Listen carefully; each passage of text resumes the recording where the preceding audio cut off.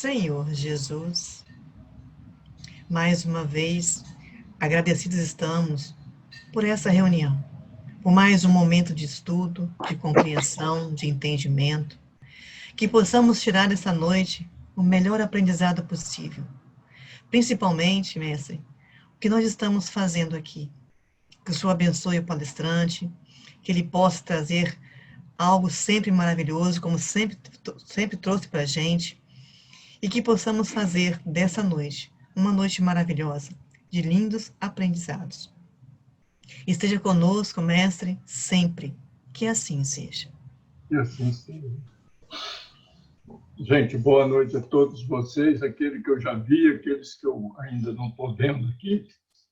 Mas hoje nós vamos falar no plano material, uma escola moral. É importante a gente saber como é que o plano material é importante na nossa vida. E toda vez que a gente está fazendo palestra, nesse circuito que a fraternidade está nos proporcionando, essas palestras nos levam, querendo ou não querendo, aos ensinamentos do nosso Mestre Jesus. E mais uma vez nós vamos ficar com o ensinamento de Jesus. O que é plano material? Uma escola moral. Plano material é representado por uma palavra muito conhecida, que é mamon. Conhece? Todos vocês conhecem? Não se deve servir a dois senhores. Não é isso? Repare bem. Só que pouca gente reflete, vai mais adiante. Em momento nenhum, Jesus diz que qual o Senhor que nós deveríamos seguir. Vocês repararam? Ele não diz para a gente seguir nenhum dos senhores. Ele diz apenas que nós não podemos servir um em detrimento do outro. E é isso que é importante. Por que ele não disse que a matéria não é importante? Se ela não fosse, ele nos diria. Ela não é importante. Mas, do mesmo modo, nós podemos ir lá buscar outro ensinamento de Jesus. Lá em João, ele diz o seguinte: na casa do meu pai há muitas moradas. Depois ele diz em Mateus mais outro ensinamento. O nosso pai trabalha até hoje. Ou seja, ele trabalha sempre. E qual é o trabalho de Deus, além de tudo que ele faz e que nós nem imaginamos? É a criação que ele toma conta. É a criação que ele faz. São as criaturas que eles colocam. Mas há algo mais importante, já que nós estamos falando em plano material. Deus, ele faz mundos adequados a receber as suas criaturas. E se vocês, como eu sei que vocês sabem, vocês são muito estudiosos, vocês vão encontrar lá que existem mundos que nós denominamos de primitivos. Mas o mundo não é primitivo, mas são mundos que são colocados para irmãos espíritos que reencarnam, pelo menos pelas primeiras vezes. São irmãos que ainda não têm noção, que agem muito mais pelo seu instinto. Então, esses mundos foram criados para esses irmãos. Será que esses irmãos poderiam... Olha que nosso mundo não é lá grande coisa. Quer dizer, não é lá grande coisa para você, mas para mim é, porque ele é importante, só em me receber já é ótimo. Mas olha só, lá, o mundo primitivo recepciona esses irmãos que ainda não ligam o tico do teco. São irmãos que ainda têm que aprender com a vida. Mas só que tem outra coisa mais importante. Vocês sabem quem são os mentores desses irmãos? Não preciso me responder, mas aprendo uma coisa. Os mentores desses irmãos são os prepostos de Deus. São espíritos muito mais elevados que lhes ensinam de uma forma que a gente nem sabe como é que eles têm que se proteger das intempéries buscando uma toca ou uma caverna.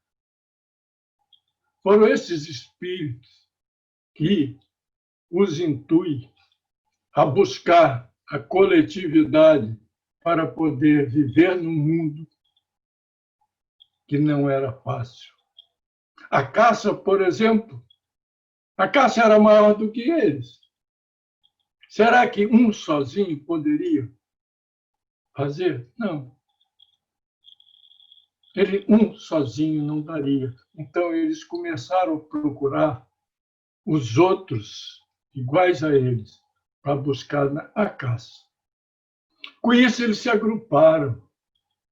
Olha como é que Deus ele é perfeito, até no andamento que ele dá a seres ainda que não têm um intelecto avançado. Então, este mundo primitivo nada mais é do que o mamão. Ele é importante, foi muito importante na vida de todos nós, porque serviu de base para a gente estar aqui hoje. Bem, vem uma encarnação, vem a segunda, terceira, quarta. Vai chegar um momento que aquele irmão ele consegue, por mérito próprio, galgar algo maior. Então ele se eleva e vem para um mundo chamado de provas e expiações. Mais uma vez, uma escola, mais uma vez, um amor fazendo parte. Mais uma vez, uma morada. Veja só como tudo aquilo que Jesus nos ensinou, que muitas vezes a gente ouviu, mas não encaixa. Como é que faz sentido? Então, o mundo material é uma escola, porque é ali que a gente aprende. Agora, aqui pede para dizer para a gente que é uma escola moral.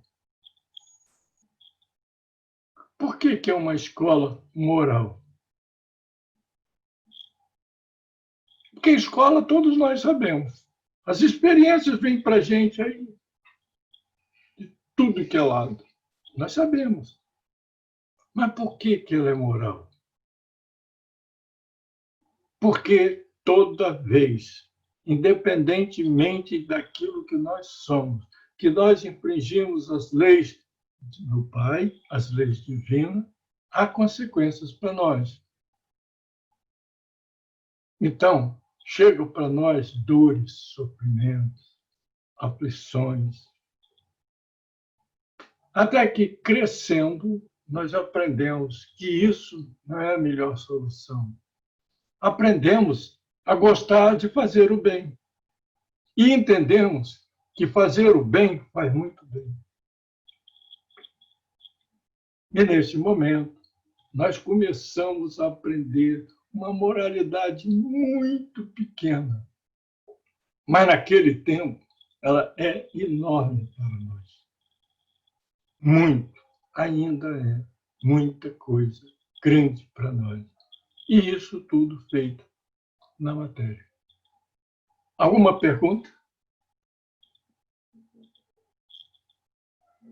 Está todo mundo com preguiça hoje? Sei que choveu.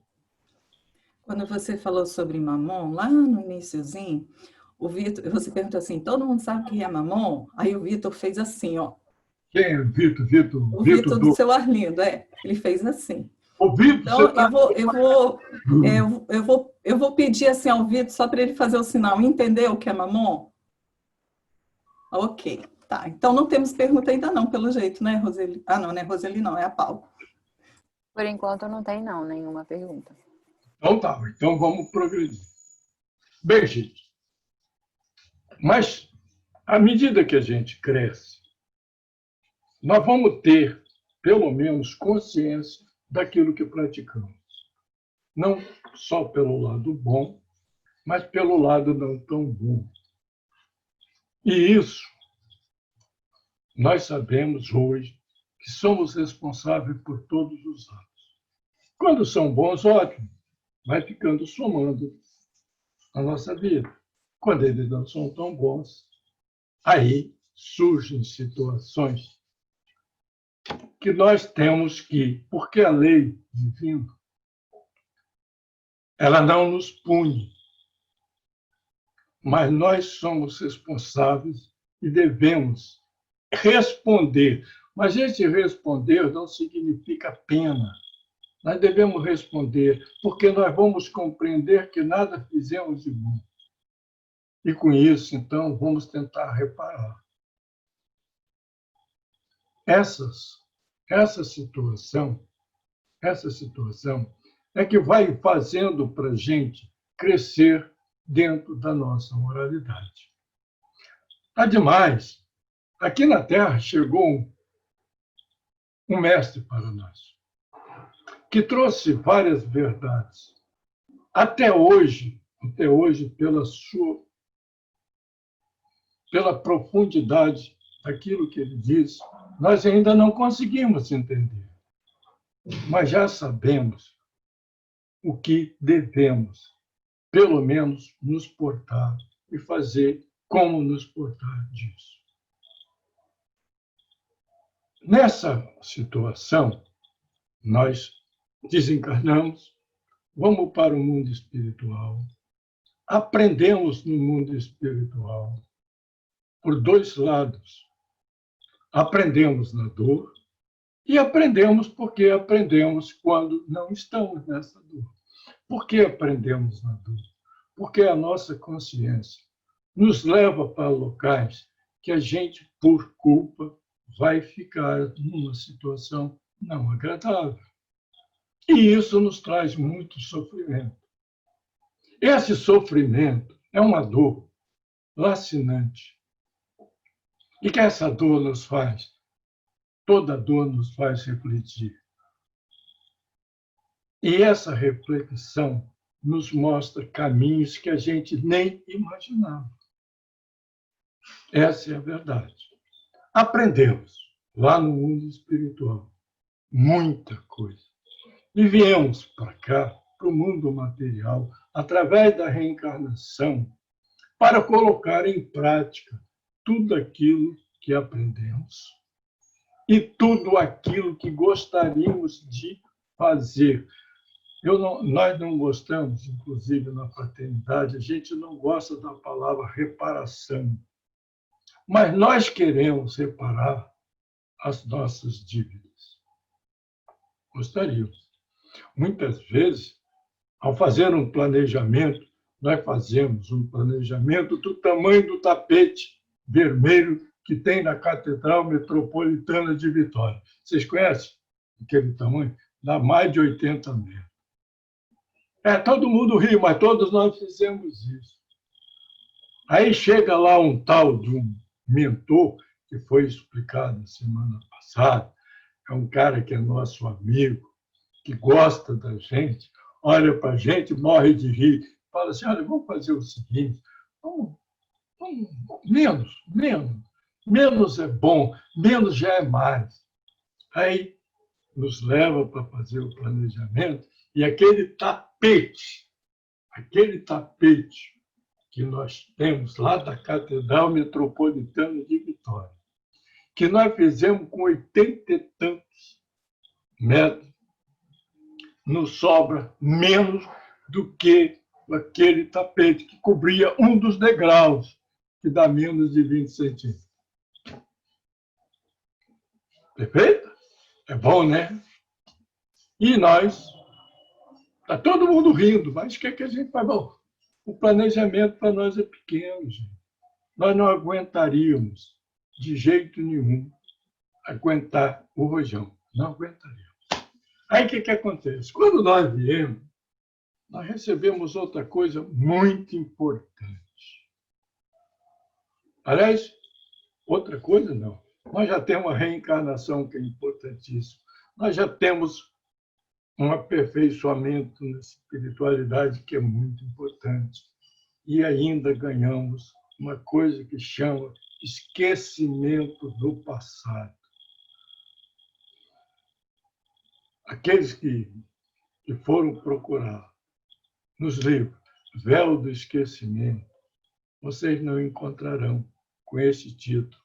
Esse título está Esquecimento do Passado, mais conhecido como Véu do Esquecimento.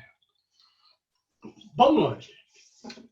Primeiro, vamos começar pelo começo. Nós vamos reencarnar.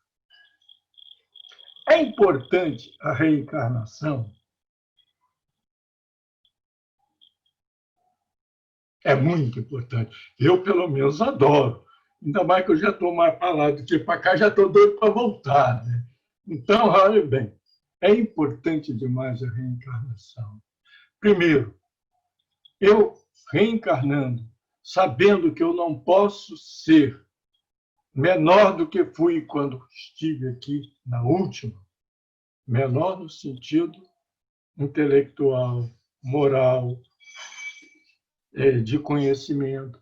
Tudo isso me faz voltar com muita satisfação, embora com medo danado de novo fracasso.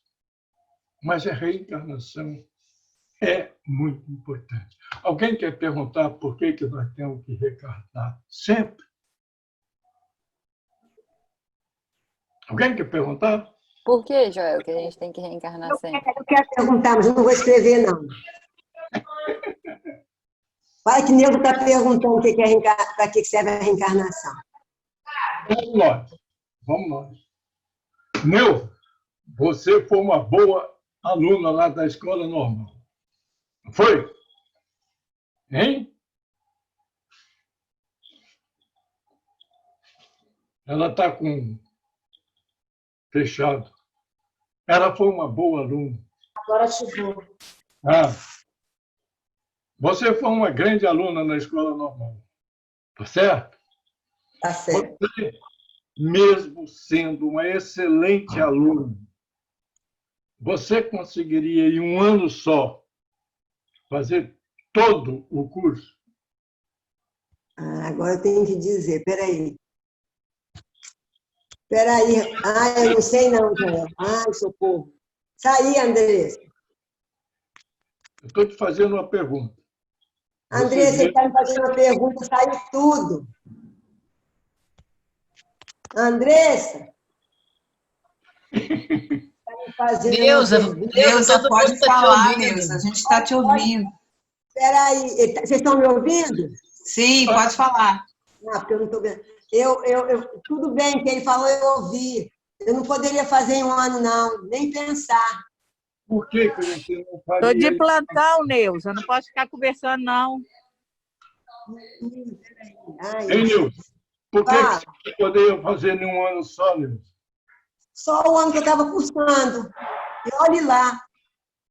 Sabe por que você não poderia fazer em um ano só? Porque o que você aprendeu naquele ano, mesmo assim, naquele ano, você deixou muita coisa para trás. Deixei. Muita coisa que você recebeu a informação. Saiu, sem querer você saiu.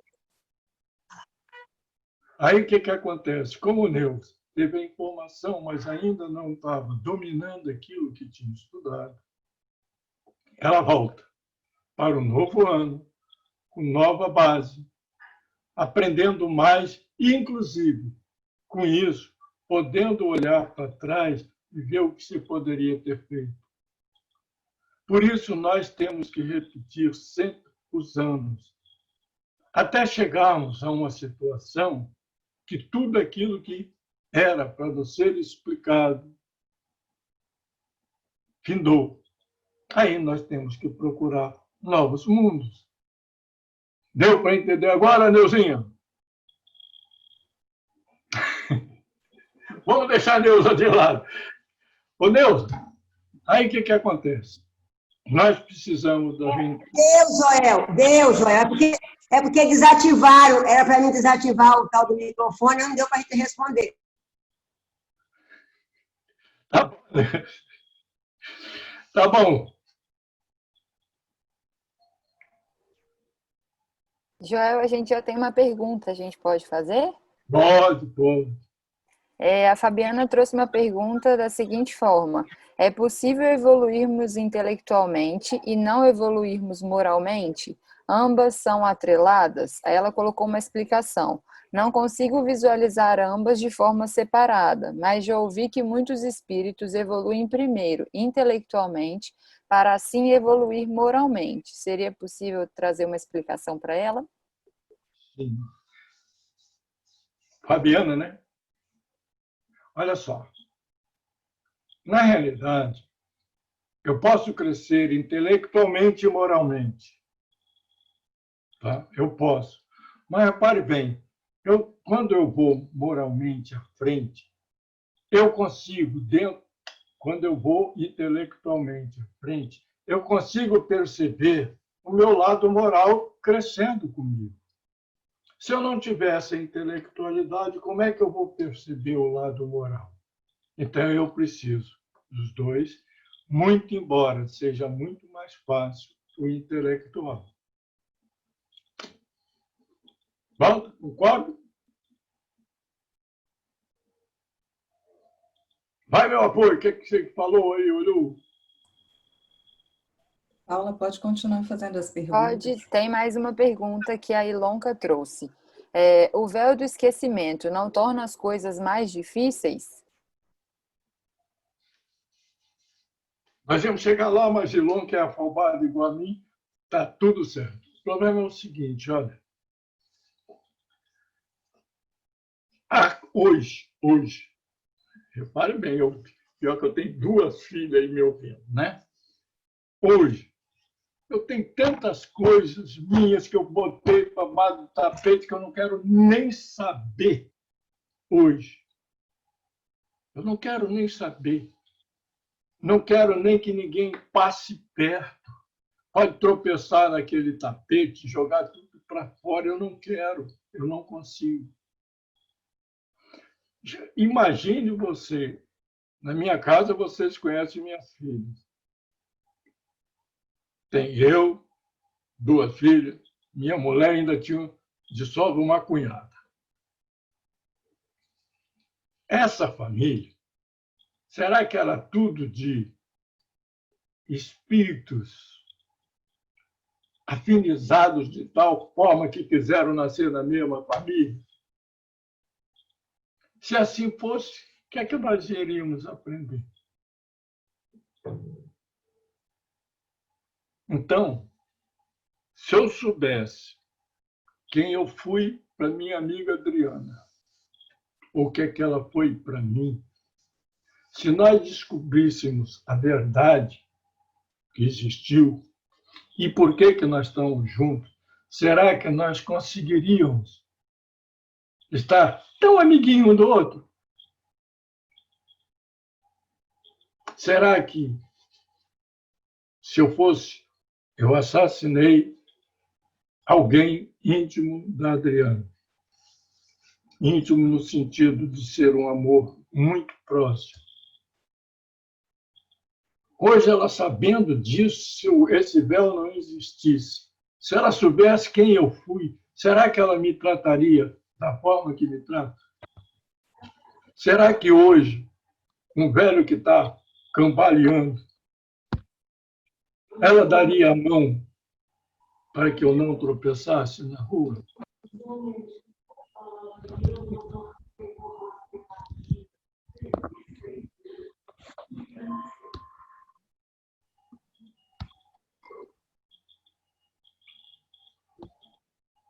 Nada? Então, é muito mais importante para a gente não saber ver uma criança nascer pequenininha, precisando do afeto e do amor dos pais, sem saber quem ele foi, não era muito mais fácil de ser recepcionado? Estão me ouvindo? Sim, muito bem. Então, gente, se isso é mais fácil... E outra coisa, isso não foi criação do homem, foi criação da inteligência suprema do universo. Se ele fez, é porque era necessário. Se ele fez, é porque isso representava muita coisa para todos nós. Mas eu dei só um exemplo para que a gente pudesse notar quem está à minha volta. Por quê? Por que eu tenho à minha volta 2 filhas e as trato bem e elas me tratam bem? Será que o meu passado de hoje, que ela não sabe, se ela soubesse, ela já fazia restrições? Calcula. Calcula. Fala, Adriana. Eu estava aqui pensando sobre o véu do esquecimento que o senhor está falando, né? Mas a gente também percebe que quanto mais a gente evolui, mais nós temos a possibilidade de relembrar do nosso passado. Então, uma coisa que antes era quase que era raro, inaceitável, hoje em dia, por exemplo, algumas pessoas já estão tendo regressões espontâneas, significando dizer que o próprio espírito já está conseguindo lidar com algumas circunstâncias do seu passado para vivenciar na matéria. Não é, Joel? Sim, eu compreendo isso, mas eu diria uma coisa a você, porque isso aí não é o geral. Não, não é. Como você diz, alguns. Então, eu vou fazer a você uma seguinte pergunta. Se todos nós, olha que nós somos umas pessoas que toda semana estão aqui, terça, quarta, quinta, etc, etc, juntinho, fazendo prece a Deus, etc, etc, etc. Todos nós. Não é verdade? Se nós tivéssemos de descrever as coisas ruins, todos nós seríamos perfeitos nas nossas descrições. E isso a gente vê em livro, em palestra, em opção de coisa. Agora vamos inverter. Vamos falar nas coisas belas da vida. Quantos de nós falariam sobre as belezas? Talvez poucos. Porque nós ainda estamos mais acostumados a ver, sentir, participar desse lado de cá. Falar nas belezas. Hoje, por exemplo, até uma música é de difícil assimilação por nós. Até uma bela música é de difícil assimilação.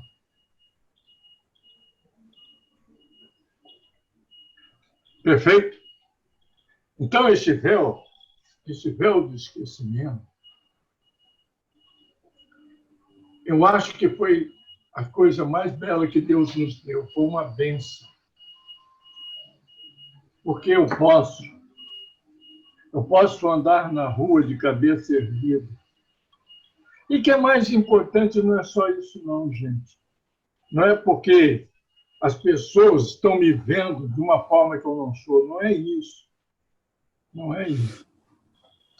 É que se eu soubesse quem eu fui, ou eu ficaria muito humilhado, ou ficaria muito exaltado no sentido de me elevar.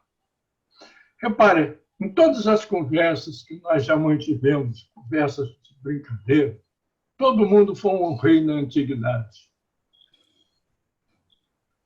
Quantas pessoas trabalharam para lavar o cavalo do rei? Quantos?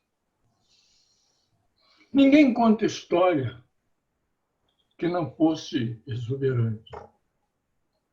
Poucas pessoas contam história de gente humilde, mas que fez a diferença. Quantas pessoas? Então, a melhor coisa que tem é eu não saber quem eu fui e procurar, nessa encarnação, buscar ser o melhor que eu puder, fazer todas as tentativas necessárias para o meu crescimento. Hoje, baseado em instrução e educação. Repare bem, eu estou botando instrução separado de educação. Educação não é instrução. A instrução, muitas vezes, ajuda a educação, mas não são iguais. Cada um é uma coisa. Sim? Paula tem pergunta. Joel, a Juliana não conseguiu entender quando você fez a explicação da pergunta da Fabiana em relação à evolução intelectual e moral sendo juntas ou separadas, porque a internet dela falhou. Se você teria a possibilidade de retornar com esse assunto. Ah, pois não. Olha, o que eu tinha respondido é o seguinte. O intelecto normalmente veio na frente. Aí você pergunta, foi. Quando nós éramos primitivos, nós tínhamos moral ou nós fizemos mais para o lado intelectual ou para o lado moral? Intelectual. Desde aquela época que nós colocamos sempre o intelectual, porque nós precisávamos do intelectual para poder agir aonde nós estávamos, no nosso meio. Tanto é que nós falamos que pela intelectualidade, mesmo muito pequena, com muita dificuldade, esse intelecto, eles viram que caçar em dupla ou com outras várias pessoas era muito mais fácil do que caçar sozinho. Depois eles viram que estar numa comunidade era muito melhor porque estariam protegidos de outras coisas que poderiam vir contra eles, inclusive aquelas guerras normais. Então, eles não foram pela moralidade, eles foram mais pelas observações e o conhecimento. Era uma forma de agir a mente. Então, quando eu tenho mais intelectualidade, a minha moralidade começa a ser percebida por mim. Será que foi naquele momento que ela começou ou ela já veio há muito tempo e eu não percebi? Entendeu como é que é? Então, nós podemos dizer que elas caminham sempre juntas, mas a percepção sempre será feita pelo intelecto, que está na frente. Beleza, obrigada, Joel. Posso fazer mais uma perguntinha? Pode até 10. A Ilonka trouxe mais um questionamento, ela perguntou novamente sobre o véu do esquecimento, né? Ela comentou, o véu do esquecimento apaga tudo da nossa memória espiritual ou só os fatos e detalhes, preservando aquele conhecimento que já se consolidou na gente? Não. O véu do esquecimento, ele só nos surge quando encarnados. Tá? Nós aí temos esse véu do esquecimento. Mas não quer dizer que quando nós desencarnarmos, nós teríamos condições de ver toda a nossa vida. Mas quando eu digo toda a nossa vida, é toda a vida que já vivemos. Nós não teríamos condições de observar tudo aquilo que fizemos no passado. Então, o que acontece? A bênção divina é tão grande que nós só vamos nos perceber vendo a última encarnação E assim mesmo, essa última encarnação tem certas coisas ainda que vão ser atenuadas para a gente conseguir prosseguir. Certo? Então, espiritualmente, nada acontece. Nós levamos... Conhecimento é coisa que você leva. Lembra? Você sempre aprendeu que o conhecimento é aquilo que fica. A moralidade é aquilo que você leva para o mundo espiritual. Você não leva nada material, você só vai levar conhecimento, moralidade, aquele negócio todo. Isso você não perde, dia nenhum. Só que as lembranças, elas vão ficar. Agora, como disse a Adriana já está querendo ser anjinho do céu, botando asas. Pela minha filha, a gente deseja isso, né? Já está botando asas. Quando ela estiver nessa situação de um espírito mais elevado, muitas coisas ela poderá saber, porque ela não sofrerá com esse conhecimento. Mas, a partir disso, como eu disse a você, eu não quero saber. Não quero saber as de hoje. Entende?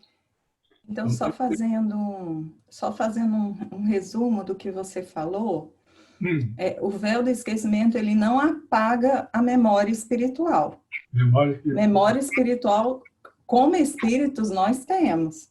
Só que muitas coisas, igual hoje, que a gente está aqui, tem coisas que a gente vivenciou nessa vida que a gente nem lembra mais, porque não, né, por situações várias a gente não lembra mais, a gente também pode. Na memória espiritual tem muita coisa que não está na superfície, que a gente não está relembrando, até por uma defesa pessoal. Não é isso? Não foi isso que o senhor explicou? Foi. Porque se eu soubesse da verdade, aquela verdade que estava, eu posso me desarmonizar de tal forma que é só prejuízo. Então, eu tenho que estudar, participar mais daqueles ensinamentos da espiritualidade, até devagarzinho ir passando para mim essas recordações. Então, esse negócio, não, eu morri, eu conheço todo o meu... Não é isso, não. E tem livro até que coloca isso, mas não é verdade. Paula, eu acho interessante fazer essa colocação da Denise para o Joel comentar, que ela fez uma colocação muito interessante. Qual foi? Que foi a Denise, minha amiga aqui?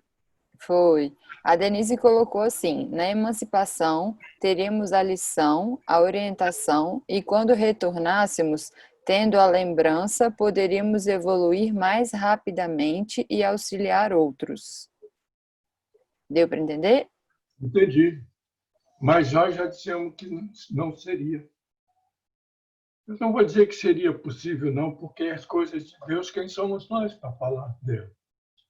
Se acontecesse isso, é porque a pessoa estaria preparada para aquilo. Está entendendo? Mas o que é que você ganharia com isso?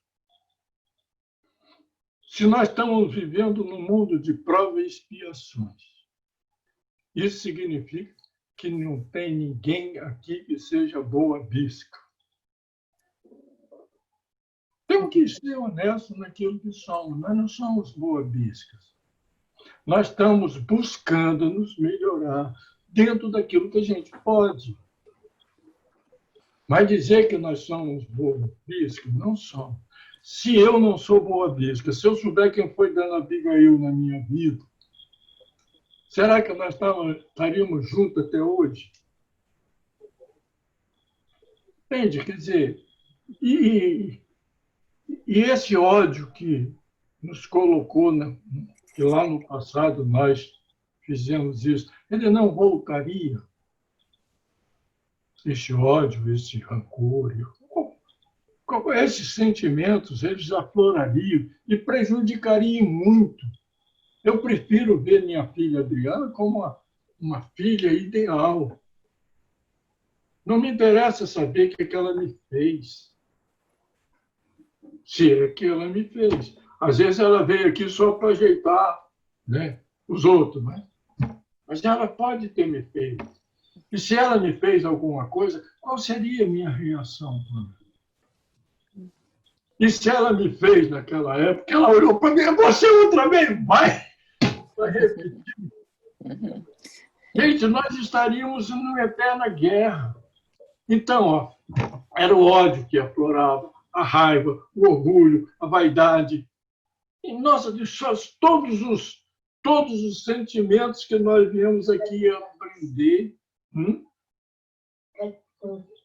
Vícios capitais. Tudo aquilo que nós viemos aprender aqui, tudo que nós viemos para aprender a nos melhorar, estaria tudo perdido. E outra coisa que é muito importante, esse véu de esquecimento não foi feito por mim, não, nem dê nome. Não dei nem o apelido a ele. Quem fez isso foi Deus. E Deus é a inteligência suprema. Se ele fez, é porque ele achou que era o melhor para nós. Mais alguma? Joel, a Denise pediu, né? Porque eu li só o resumo da colocação dela, mas antes desse resumo, ela fez uma outra colocação. Aí, para não ficar fora de contexto, ela pediu que eu fizesse essa colocação anterior. Ela descreveu assim: ela acha que em algum momento o véu do esquecimento poderia não ocorrer. Seria como termos um painel, teria um filtro, obviamente, pois só seria mostrado o que a gente pudesse suportar, mas serviria para a nossa evolução, sobre o que estamos fazendo, onde e como podemos melhorar. Ela acredita que teríamos menos sofrimento no mundo encarnado, se a gente conseguisse lembrar de algumas coisas.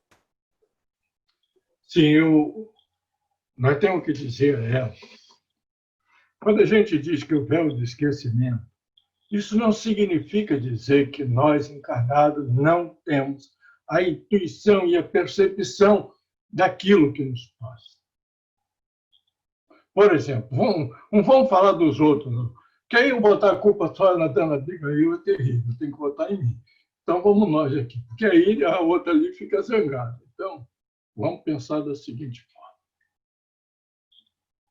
Quando eu me observo, eu não vejo minhas tendências. Vamos lá. Quando eu digo eu, é para cada um. Será que nós, ao nos observar, nós não sabemos as nossas tendências? Com certeza. Sabemos. Por aí, você calcula tudo que nós já fomos. Por quê? Gente, eu não posso ter uma tendência que não veio lá de trás. Eu, por exemplo, sou orgulhoso hoje. Hoje que eu sou orgulhoso, ou eu já vim de... Meu orgulho já vem lá de trás. E olha que meu orgulho até que está melhorzinho. Calcula como ele era antes. E nós temos que perceber justamente isso. Nós estamos querendo nos olhar como perfeitos. Mas ainda, se vocês olharem, o Kardec, ele fez uma divisão para o mundo em 5 etapas. 5. Depois do primitivo, quer dizer, aquele das primeiras reencarnações, sabe quem é que vem? Qual é o outro mundo que vem depois do primitivo? É o nosso. Provas e expiações somos nós, gente. Se a gente olhar direitinho, nós nada mais somos do que demos 2 passos mais adiantados do que o mundo primitivo. Nós estamos na escola primária, nós não chegamos nem no ginásio, quer dizer, era da minha época. Nós não chegamos nem no ginásio.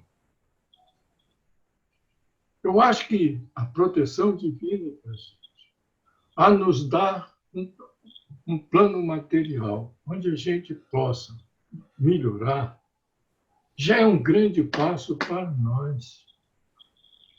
Repare, nós temos aqui nesse mundo pessoas que nos dão exemplo, e pessoas que nós estamos dando exemplos para ela.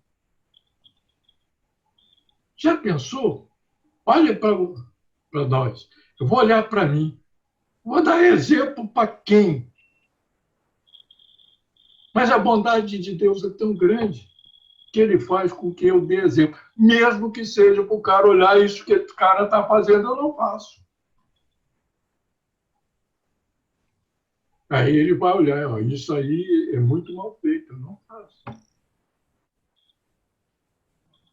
E quantos estão na nossa frente nos ensinando?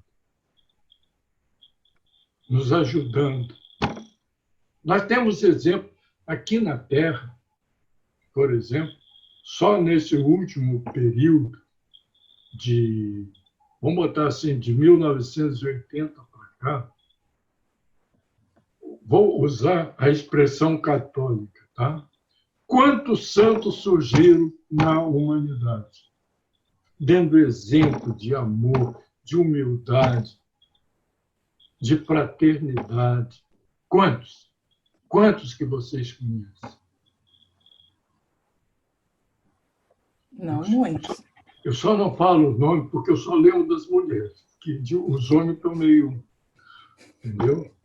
Das mulheres, teve uma lá de Calcutá, teve uma aqui na Bahia, tá entendendo? Só lembro das mulheres, os outros estão difíceis. Tá? Então é meio complicado. Então, vamos pensar. Nós estamos num plano ainda muito material. Para vocês terem uma ideia, esse planeta não foi dado para a gente, para ele servir de escola para nós? Não foi? Sim. Mas nós estamos quebrando todas as cadeiras, os quadros negros, as janelas, o piso. Então, ainda estamos depredando a escola. não, eu não vou nem dizer depredar, porque vamos deixar assim, para não ficar, né? Mas, gente, estamos fazendo isso ou não estamos fazendo? Sim. Ó, ecologia. Estão gritando para nós o tempo inteiro para que a gente preserve. Aqui, eu não vou nem na Amazônia, nem vou lá. Vou olhar aqui na Mata Atlântica, que está na nossa cara aqui. Todos vocês conhecem a Mata Atlântica. O Amazonas, eu não sei. A Mata Atlântica, eu não sei se vocês conhecem. Mas a Mata Atlântica, todos vocês conhecem. Qual de nós gritou pelo mal que estão fazendo na Mata Atlântica? Esse é um dedo levantado? Então, olha. Temos mais perguntas, Joel. A primeira foge um pouquinho do que você está falando, mas é mais para voltar um pouquinho no que você trouxe bem no começo, tá? Por que a gente precisa tanto do plano material para crescer no sentido moral? A moral não evolui se a gente não estiver reencarnado?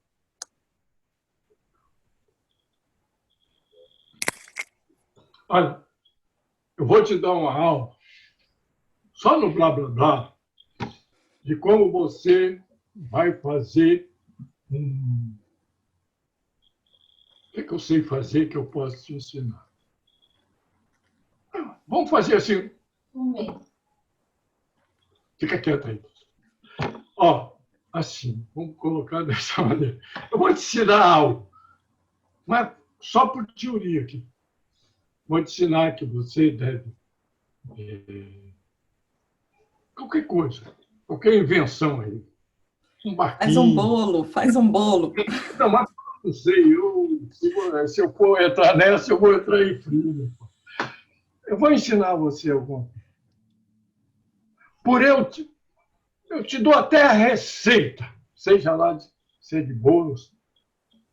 Isso significa que você sabe fazer o que eu te disse? Mas só que lá não tem jeito, você não tem como fazer. Lá você tem a teoria. Mas é aqui que, no mundo material, é que você tem que colocar em prática o que você aprendeu.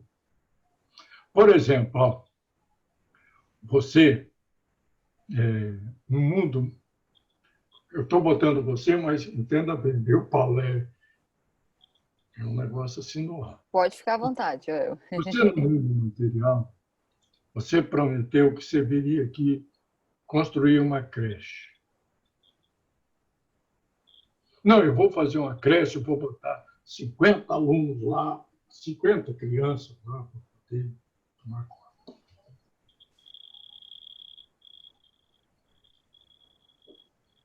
Aí você vem para cá. Isso significa dizer que você vai fazer a creche? Então, para você fazer o que você diz, é necessário que você arregace a manga e coloque em prática tudo aquilo que você aprendeu para fazer. Tá certo? Sabendo até quais eram os irmãos que vinham junto com você para te ajudar na creche. Deu para entender por que a necessidade aqui? Perfeito. Deixa eu só colocar um ponto, pai. É porque, assim, às vezes as pessoas, elas não conseguem entender por que no plano no plano espiritual, você teria tanta dificuldade, né? Eu acho que a gente pode dar um exemplo muito rasteiro do jeito que você sempre fala. Se lá no plano espiritual nós não temos necessidade, por exemplo, de buscar um trabalho remunerado para a sua autossubsistência, e só isso já te faz com que você não tenha como uma experiência de crescimento, você saber a dificuldade de, às vezes, não ter um alimento, você saber a dificuldade de não ter uma casa para morar, que são coisas que você estaria angariando com essa remuneração material. Lá existe uma remuneração, né, que o pessoal conhece hoje como bônus hora, mas ainda assim, dentro de um campo de mundo espiritual, você ainda está mais protegido do que aqui no mundo material. Então, só para que as pessoas entendam que, às vezes, claro que você cresce moralmente no plano espiritual, mas é quando você é colocado na linha das experiências da vida que você percebe o quanto que você absorveu de tudo que você aprendeu no plano espiritual também, não é?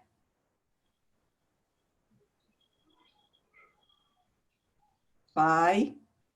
Paulo, eu vou te dar um exemplo mais gostoso do mundo. Eu tinha uma filha e ela, para comer, por exemplo, a gente estava comendo um doce, estava lá com a colher ou com a faca. Né? Se essa filha chegasse e visse a gente comer, você tinha que dar um pedaço, você não podia dar aquele pedaço. Né? Ela não conseguia comer. Se eu estivesse tomando um copo de Guaraná, tomava um gole assim, pai, eu queria Guaraná, toma. Não, esse não, esse. Ela não conseguia. Aí vem os filhos. Aí os filhos fazem aquela bagunça, vocês sabem como é, que bagunceia tudo. Aí ela vai lá com aquele negócio tudo babado, que vai, e toma, e acha ótimo. Estou sofrendo aqui. Deu para entender como é que são as coisas?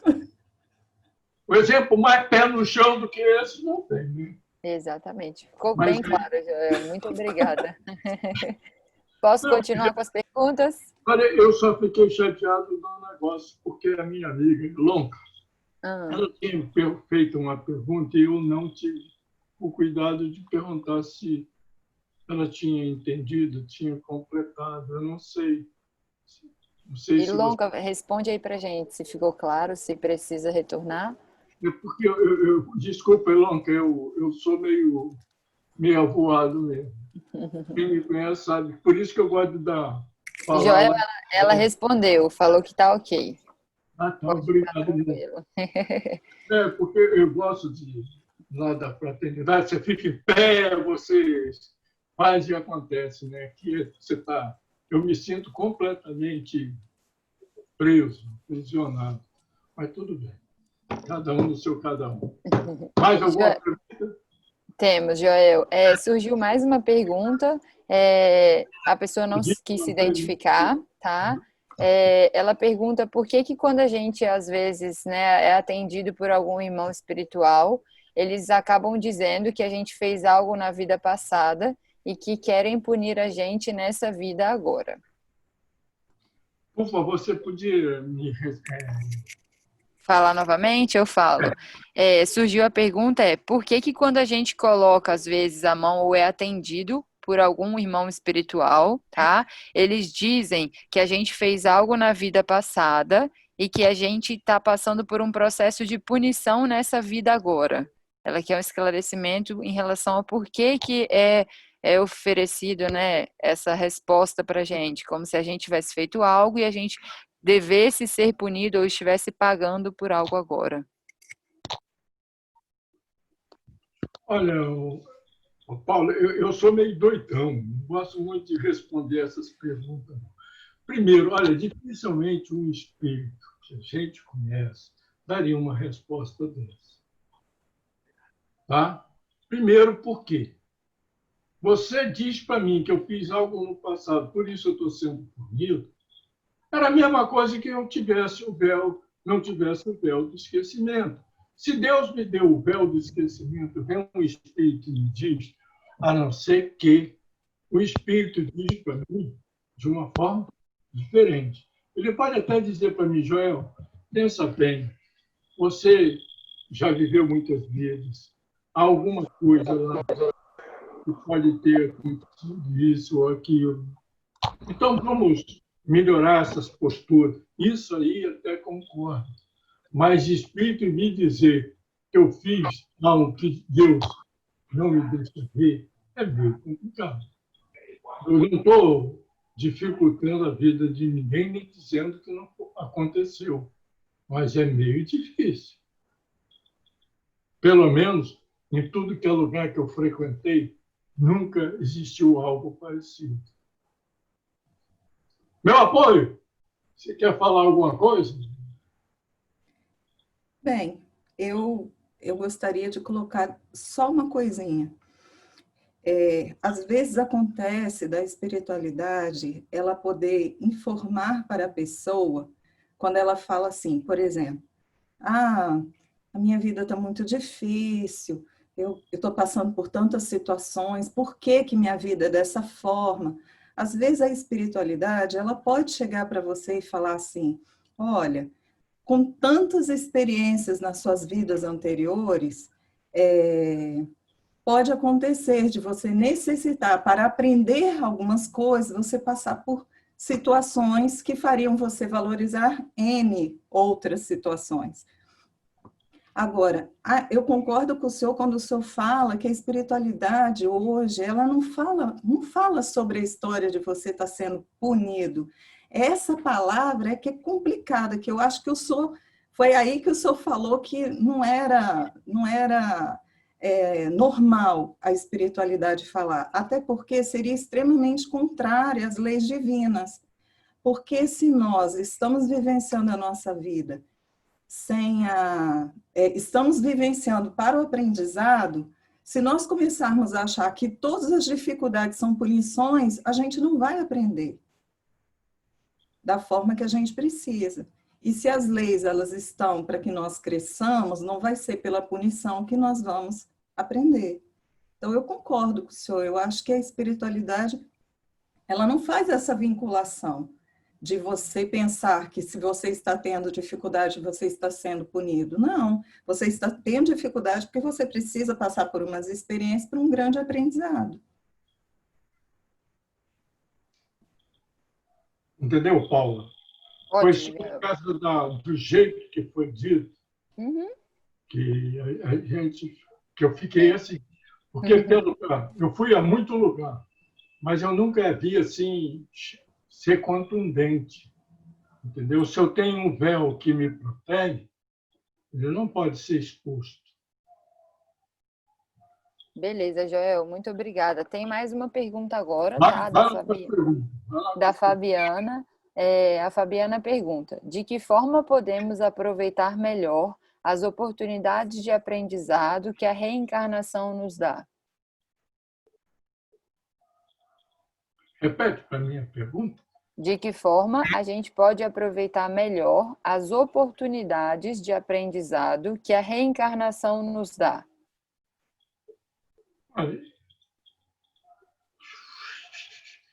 Eu dar uma receita desse tipo é muito difícil. A melhor receita que tem é o seguinte: viva, faça o seu melhor, use a moral que você já tem e a pratique, porque não tem outro jeito. A vida, ela não só oferece para a gente o mel, muitas vezes ela nos oferece bebidas amargas. Então, nós temos que, em todo momento, dar o nosso melhor e, dentro desse melhor, tentar retirar o melhor que seja possível para que nossas experiências possam ser feitas. Eu vou dar um exemplo a você.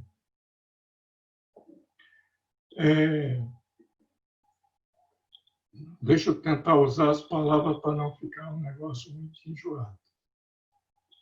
Você reparou que quando as pessoas passam por um momento de dores,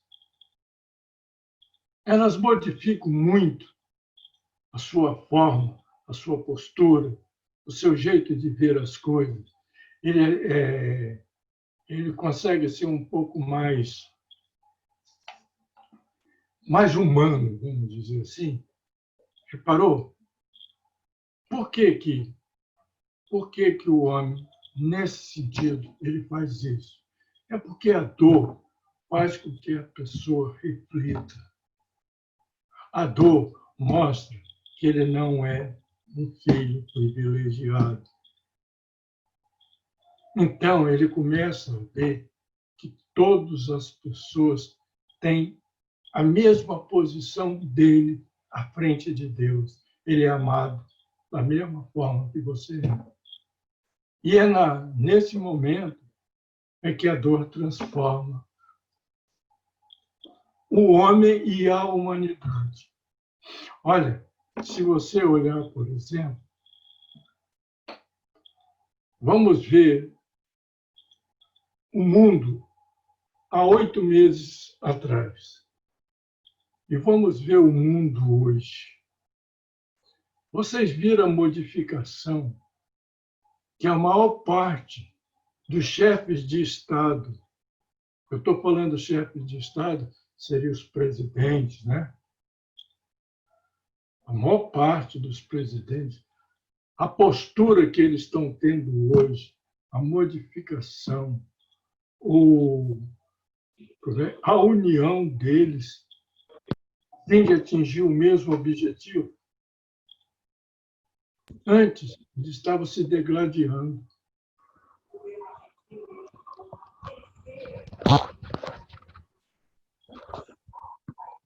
Mais algum?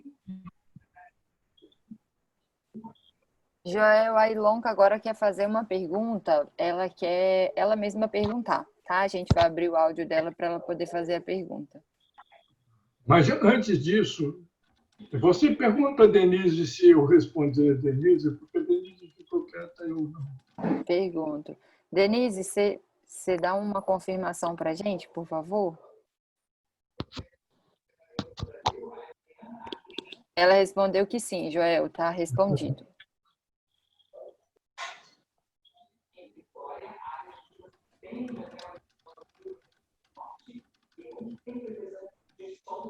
Ilonga?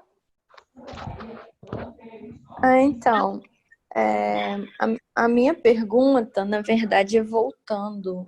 Acho que não é nem no comentário do Joel, não. O comentário que a Adriana fez sobre a questão de no mundo material, você ter que ter o seu trabalho material e você ter que arrumar uma forma, né, de prover sua família, ou você mesmo, em comida, etc. Mas o que está batendo na minha cabeça é que até quando você fala em Buenos Aires, você já está pensando em colônia. Mas o que rola embaixo? Entendeu?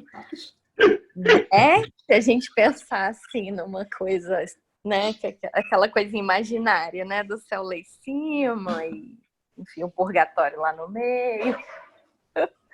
E o purgatório sendo as zonas de sofrimento. Olha só, a minha percepção é que até você chegar ao ponto de espiritualmente você não sentir necessidade de comida, de bebida, de roupa, de todas essas coisas que seriam ligadas a necessidades materiais, tem um caminho também.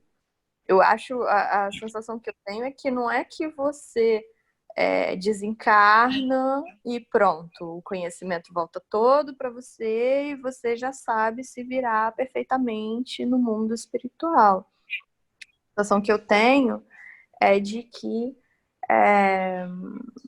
quando você desencarna, você ainda está ligado de forma tão intensa a essas coisas materiais que acho que a tendência da gente é não entender, não, que a gente, por exemplo, não precisa de comida. E talvez a gente sinta fome, até espiritualmente. Então, eu não sei. Olha só, eu vou até dar um exemplo. Aqui em Singapura, agora, acho que é o 8º ou 9º mês lunar. No calendário chinês, eles comemoram não é nem comemoram, né? Existe um momento de celebração, assim, do que eles chamam de espíritos famintos, se eu for traduzir, Hungry Ghosts. E esses espíritos, eles são representados no taoísmo e no budismo como espíritos que eles têm um pescoço fininho e muito alongado, né? De forma que eles estão sempre com fome, tá? No mundo espiritual, eles estão sempre com fome. Na verdade, é uma representatividade, é como se eles estivessem sempre muito dependentes de coisas materiais. E aí você vê aqui, engraçado, nos condomínios, nas ruas, em todos os lugares, você vê gente, muita gente, famílias mesmo, criancinhas e pai, a mãe, todo mundo, e eles vêm com, por exemplo, notas como se fosse dinheiro de papel, barco, celular, casa, carro, o que você imaginar de coisa material tem. E eles vêm e queimam essas representações de papel. E quando eu perguntei, né, não, mas o que isso significa e tal? Eles falam, não, é porque quando os espíritos, por exemplo, dos nossos familiares, eles desencarnam, eles não entendem que eles estão desencarnados. Eles não entendem que eles estão lá no mundo espiritual. Eles acham que eles precisam dessas coisas todas.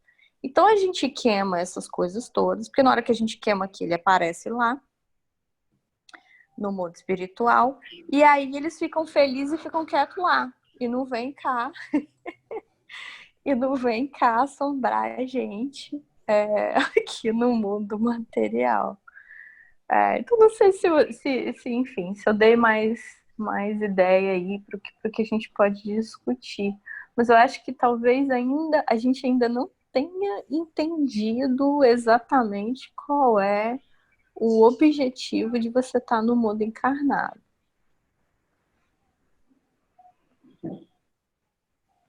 É isso. Apoio, você vai responder? Uai, mas você que é o palestrante. Não, ela falou que era com você, mas eu posso responder a primeira parte. Tá? Ilonka, olha só.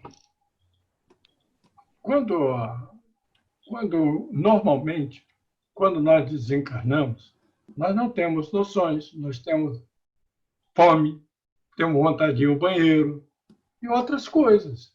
Isso aí é normal acontecer. É por isso que nós somos chamados para aprender a não ter necessidade do alimento. Extraímos o alimento da água,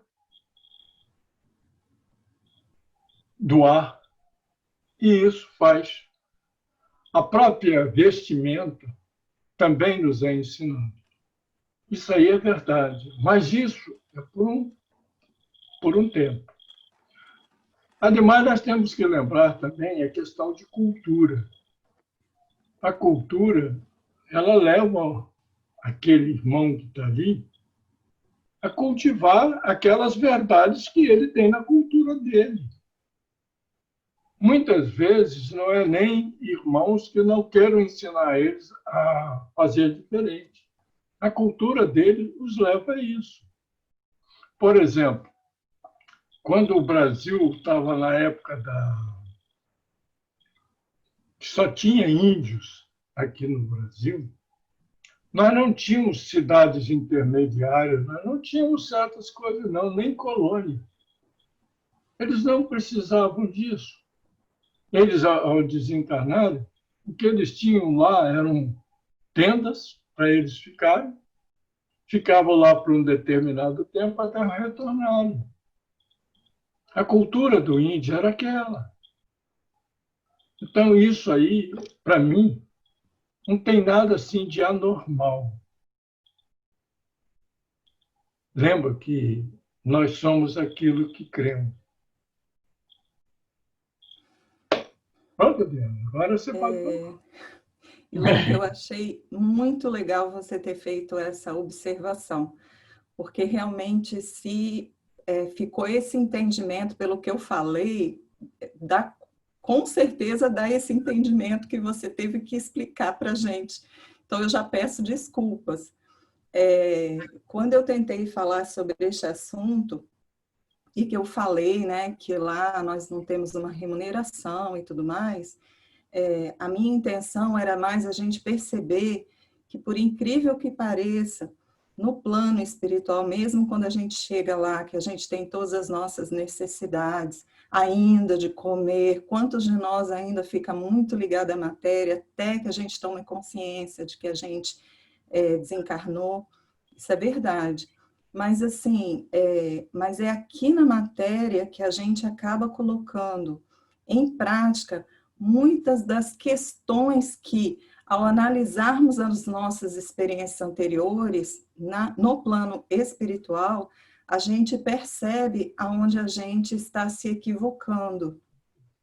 Eu percebo muito no livro do Jefferson, Um Jovem Obsessor, eu percebo muito isso. Ele, por exemplo, foi um jovem que ele errou muito no plano espiritual, no plano material, ele seguiu por caminhos muito equivocados, e nesse livro ele nos mostra o quanto ele está aprendendo no plano espiritual. E aí, depois de ter passado muito perrengue, depois de ter, né, se juntado a hordas de influenciadores, mas a gente percebe também o temor que ele tem de voltar para o plano material, e ele, de repente, ter que colocar em prática aquilo que ele aprendeu no plano espiritual, mas que ele errou muito no plano material. Então, a gente percebe como que é difícil. Da mesma forma que, às vezes, a gente está aqui vivenciando na matéria e tem um certo temor de chegar no plano espiritual e não saber como lidar com as coisas de lá, né? Então, você tem muita razão. Em ambas as vivências que nós temos, a gente vai ter as experiências que são características de cada plano, e nós vamos aprender em todas as duas, porque como um aluno na escola, mesmo o aluno, quando está de férias, ele está aprendendo a ser gente. Quando ele está de férias em casa, sem ter as matérias da escola, ele está aprendendo muita coisa, ele está aprendendo a ser uma pessoa melhor, saber como vivenciar as experiências sociais dele e tudo mais.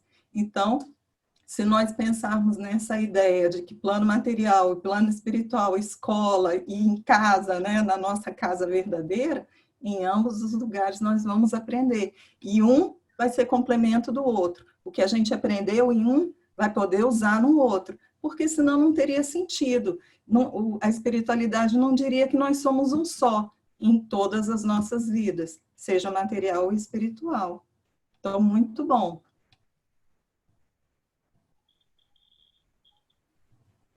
Falei muito, eu acho. Joel, as perguntas foram encerradas, tá? Se você quiser fazer alguma colocação, algum fechamento, para a gente poder encerrar. Eu vou fazer uma conclusão aqui, que eu fiz por escrito, tá?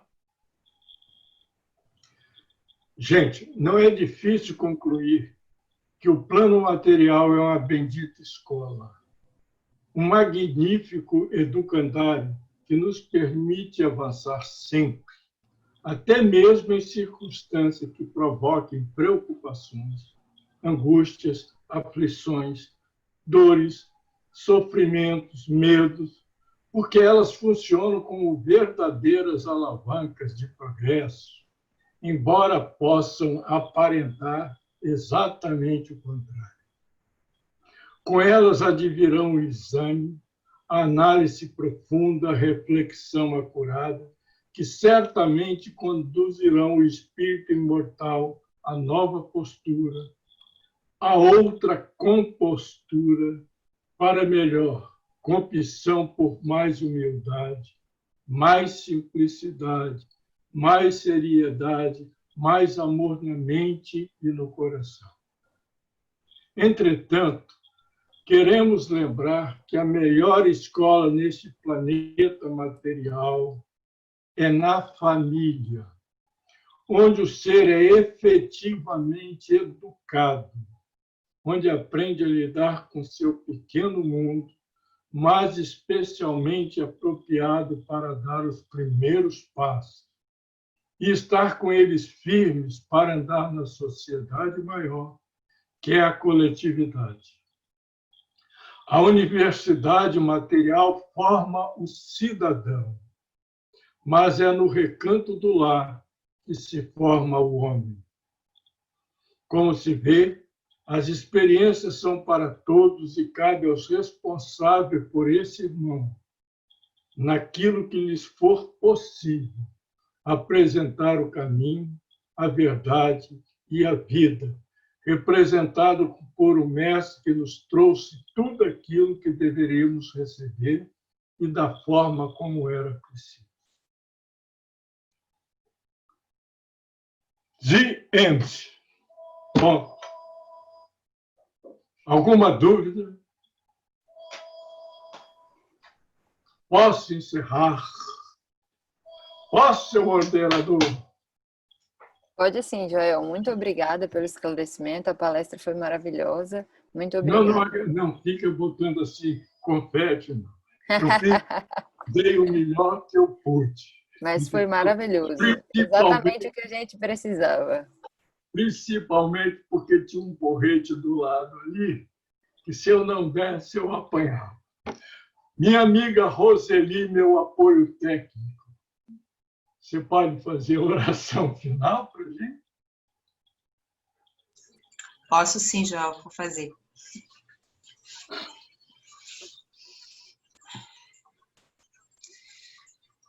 Querido e amado Pai, Jesus, nosso Mestre, queremos muito agradecer pela oportunidade que aqui tivemos de tantos esclarecimentos. Sabemos que a nossa jornada, a nossa caminhada, ela ainda é dificultada por muitas coisas que nós ainda ignoramos.